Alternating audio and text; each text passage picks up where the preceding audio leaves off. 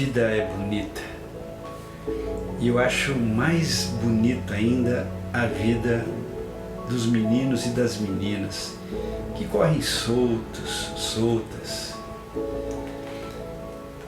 E a vida de Jesus, no seu momento primeiro, é muito interessante, porque ele é uma criança como qualquer outra criança, mas ele tem algumas características que são interessantes.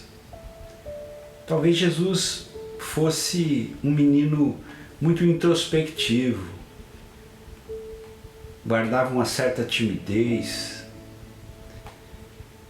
mas eu gosto de pensar que ele corria com os outros meninos e quando eles se ajuntavam no cair do dia, eles aprontavam algumas coisas. E quando eu digo eles, os meninos e as meninas, Jesus estava no meio, porque ele era uma criança como qualquer outra criança. É bom que se diga isso. Ele era uma criança observadora também. Ele gostava de observar tudo aquilo que estava ao seu redor. E nessas observações ele ia tentando entender as lógicas do seu povo, as lógicas da religião do seu povo. Jesus era uma criança interessante de se perceber. Ele sabia que tinha algo ali diferente. Ele não sabia, na sua tenra idade, explicar exatamente o que era. Mas ele sabia. Eu me lembro de que logo que Jesus nasceu, alguns magos trouxeram presentes para ele.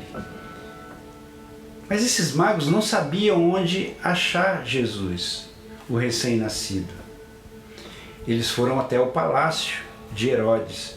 Herodes era o governador, o homem forte do imperador romano naquela região.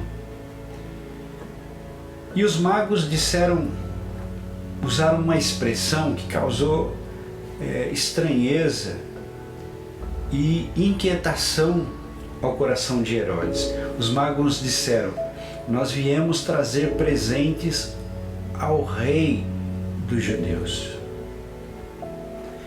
Isso ficou na mente, no coração de Herodes, que com um coração tão cruel mandou que matasse todas as criancinhas. E aí Jesus, Maria e José tiveram que sair às pressas para o Egito. Eles se refugiaram no Egito. Está aqui um elemento interessante para a gente notar, que no nascimento do menino Jesus, ele e a sua família foram refugiados. Eles foram imigrantes no Egito. E eu acho que isso tem algum sentido quando a gente percebe todo esse movimento nos nossos dias de imigração, de refugiados saindo dos seus países por conta da guerra, da fome, da crueldade e tentando se abrigarem em outros países.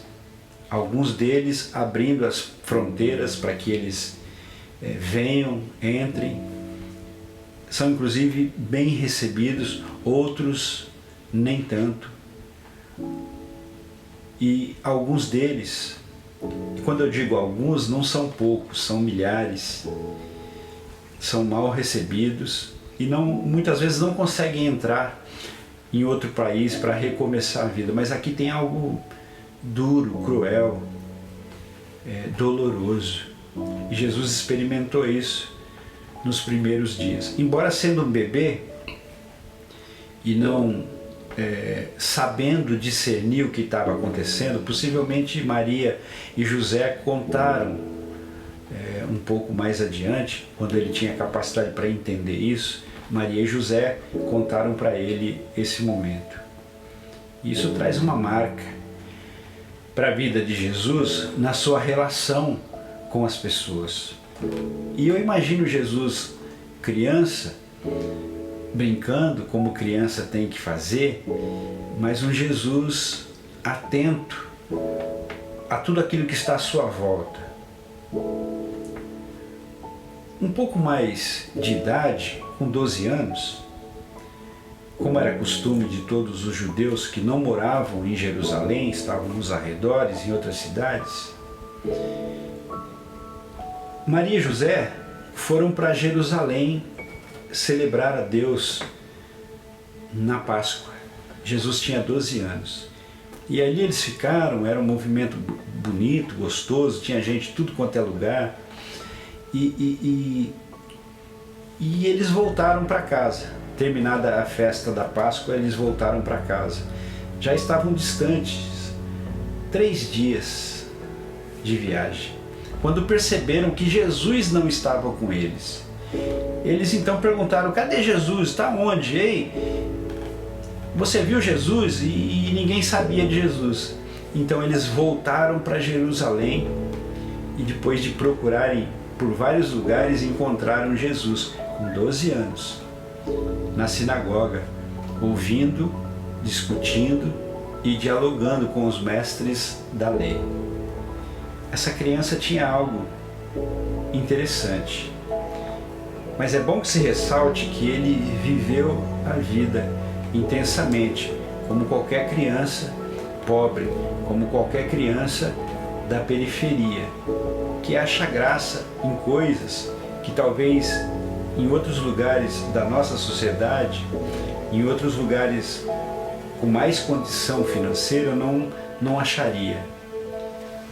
Mas Jesus passou pela sua vida infantil de uma maneira bonita e chegou na sua juventude de uma forma muito interessante. Mas esse é um outro capítulo para daqui a pouco. Eu queria que você ouvisse essa música e permitisse que ela tocasse o seu coração. A gente volta daqui a pouquinho.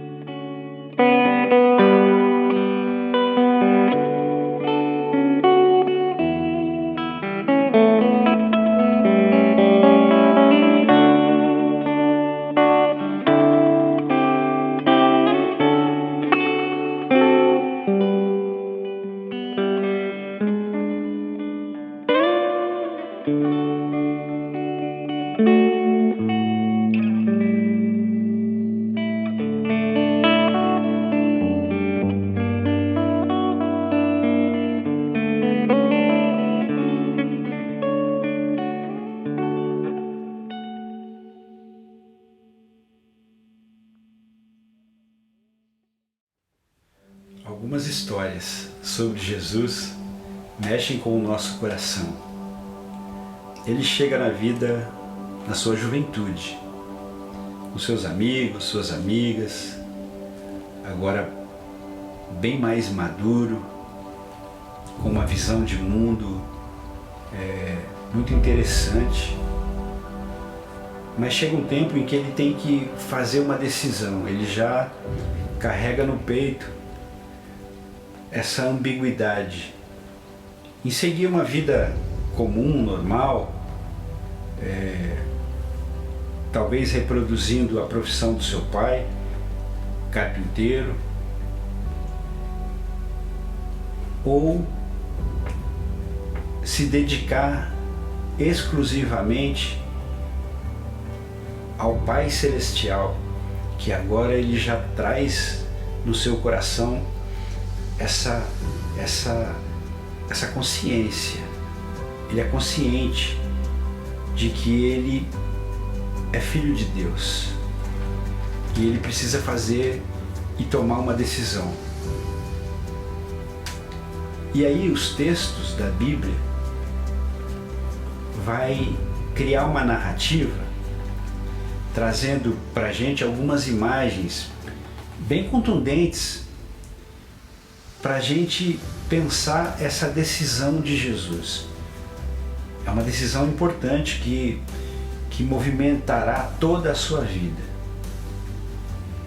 Ele pode seguir o caminho que os seus amigos estão seguindo, um caminho normal, ou ele pode fazer um outro caminho. E esse caminho vai lhe custar a vida. E ele precisa investigar o seu coração. E aí na narrativa bíblica diz que ele foi levado pelo Espírito Santo ao deserto para ser tentado. Eu gosto de pensar essa tentação usando as imagens que o texto sagrado nos traz. Eu gosto de pensar essa tentação como uma investigação do próprio coração. Porque a Bíblia diz que nós somos tentados e seduzidos pelos desejos, ou pelo desejo forte que existe em nós, que a Bíblia usa uma outra expressão que é concupiscência. Então Jesus foi para o deserto para dialogar com desejos que eram fortes dentro dele e são fortes dentro de cada um de nós. A dimensão do poder, por exemplo, a dimensão de se ter o mundo todo, ganhar o mundo todo. E ele precisa dialogar com o seu coração. E aí a ideia de ir para o deserto para ter essa conversa mais profunda consigo mesmo. E aí as narrativas usam a figura do diabo para vir tentá-lo. E ele rebate cada uma das tentações. E quando ele sai do deserto, ele tem uma experiência bonita com Deus, de fortalecimento, como se Deus falasse com ele: eu estou com você todo o tempo, e a sua decisão foi a mais acertada, ainda que isso lhe custe a vida. Jesus sai do deserto então com o coração ardendo. Agora ele vai dedicar a sua juventude à pregação do reino de Deus. Desse episódio até a sua morte, a gente tem 3 anos. Mas são 3 anos intensos, em que ele vai expor o reino de Deus. Ele vai questionar alguns dogmas da religião dos seus pais, da religião do seu povo, e vai tentar imprimir boas notícias no coração daquele povo, tão carente e tão necessitado de se alimentarem da esperança.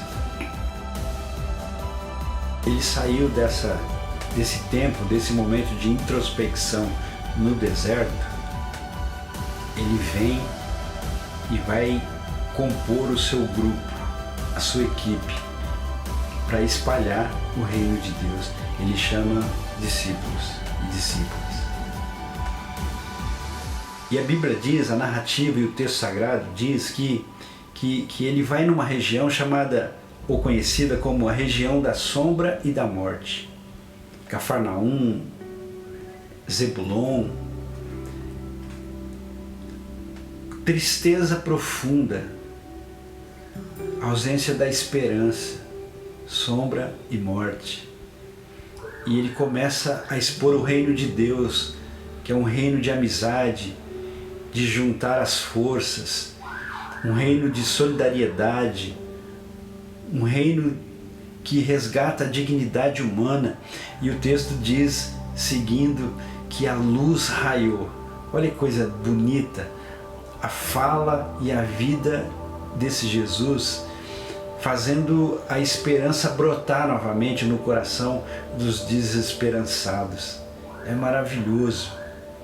Jesus tem uma história que transpassa os tempos, os séculos, e chega até nós de uma maneira que é capaz de mexer com o nosso coração. A história de Jesus é uma história de entrega a Deus, é uma história de alguém que se abre para o infinito, de alguém que apresenta a Deus com uma face bonita, amorosa. O Deus de Jesus não é apenas o Deus de Abraão, Isaac e Jacó. O Deus de Jesus é o Abá, um paizinho amoroso e bom. Portanto, essa face de Deus que é mãe, que é pai, essa face de Deus paternal, maternal, que Jesus nos traz, tem essa potência de mudar os nossos dias, de aprofundar o nosso coração naquilo que realmente é eterno. Jesus caminhou pelas ruas da Palestina pregando o reino de Deus. A sua bondade e o seu jeito de ser se espalhou por toda aquela região, o que causou fúria nos religiosos ou na cúpula religiosa. Porque Jesus, embora sendo um religioso, porque ele ia nas sinagogas, ele queria que as pessoas absorvessem algo para além da religião. Ele entendia que a religião é o primeiro degrau. Os mandamentos são o primeiro degrau da fé. Ele queria algo mais excelente, mais profundo. E em muitos momentos ele tinha que questionar a religião da época. E isso também foi se espalhando, chegando à cúpula religiosa e causando nessa cúpula um certo temor, porque à medida que Jesus mexia com a lógica religiosa que perpetuava esses líderes no poder e na dominação do povo. Jesus passa a ser olhado por essa cúpula como alguma coisa ruim, alguma coisa danosa ao sistema religioso.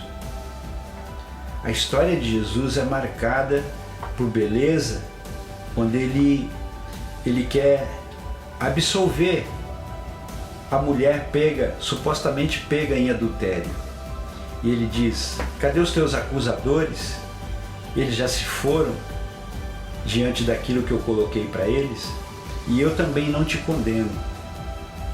Vá, muda de vida, faz uma outra trajetória, porque a trajetória que você está fazendo conspira contra você mesmo. Olha as palavras de Jesus, a doçura. A história de Jesus é carregada de amorosidade, de doçura. Mas tem um capítulo ainda nessa história que é triste, e a gente vai ver daqui a pouco, depois dessa próxima música.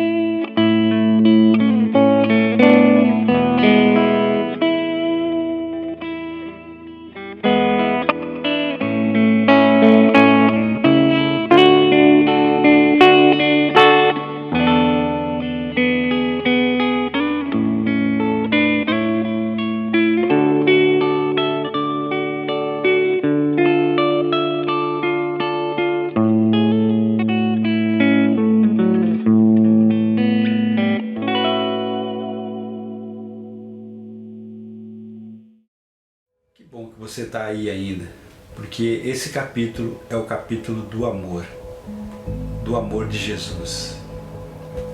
Quem era o objeto do amor de Jesus?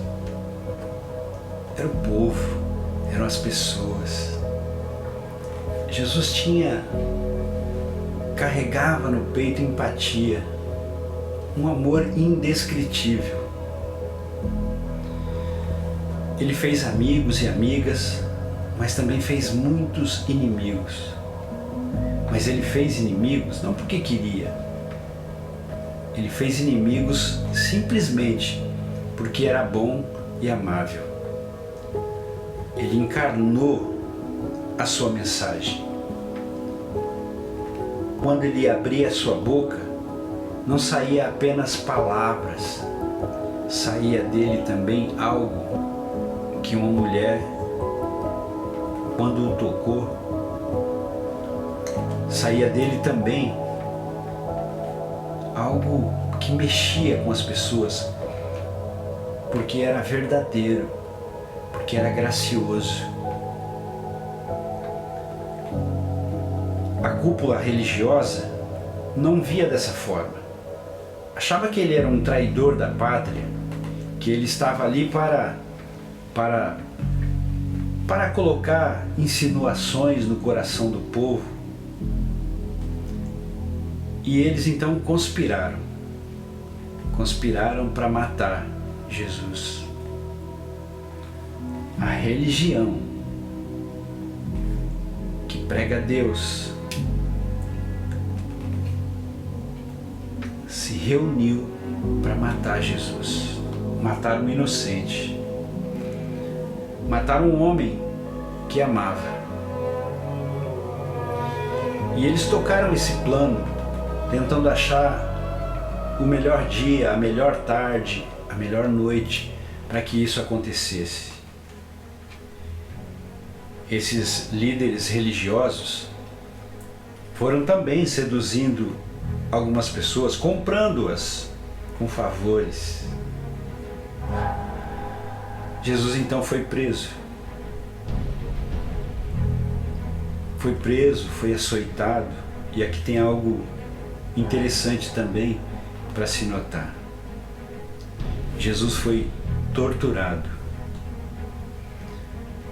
E à medida que Jesus ia sendo torturado, em praça aberta, muitas pessoas iam sorrindo, aplaudindo, como se fosse aquilo um espetáculo. Jesus sofreu, mas sofreu muito. O seu processo de morte foi muito doloroso, não só físico, mas também emocional. Porque ele sabia que ele era bom. Mas Jesus,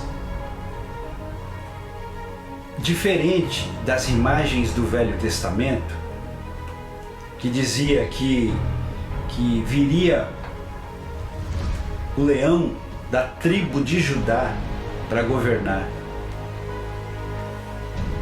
Na mensagem e da boca de João Batista, ele não era o leão forte. Ele era o Cordeiro de Deus, que estava ali para tirar o pecado do mundo, para colocar sobre a mesa as possibilidades de uma vida enamorada da compaixão. Esse Jesus então foi açoitado, foi maltratado, vilipendiado, acusado por um crime que não cometeu. Foi levado à cruz, no madeiro. A cruz que para nós hoje é o sinônimo de vida e de amor. Porque Jesus leva esse amor e essa vida às últimas consequências. Era rude a cruz.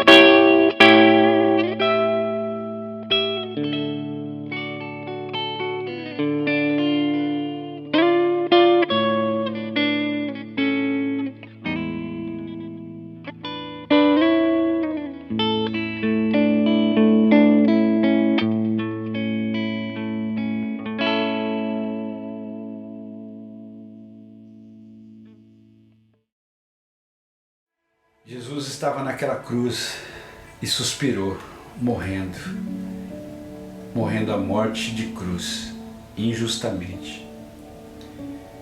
Naquela cruz foram pregados e pregadas todos os negros e negras do nosso tempo, que injustamente sofrem as mazelas da vida, porque nós vivemos e habitamos uma sociedade desigual. Naquela cruz estava todos os latino-americanos. Naquela cruz estava pregada as mulheres que são violentadas pelos seus maridos e muitas vezes mortas, simplesmente por serem mulheres. Naquela cruz estava o grito de tantos mártires, como Dorothy Stang, que denunciou os desmandos na floresta. Estava também a senhora Arnes, que ajudou tantos pobres.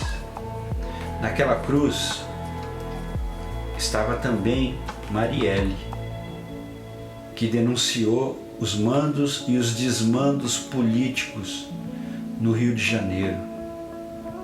Todos aqueles pequeninos que debaixo da ponte cheiram cola para passar a fome, eles também foram pregados naquela cruz.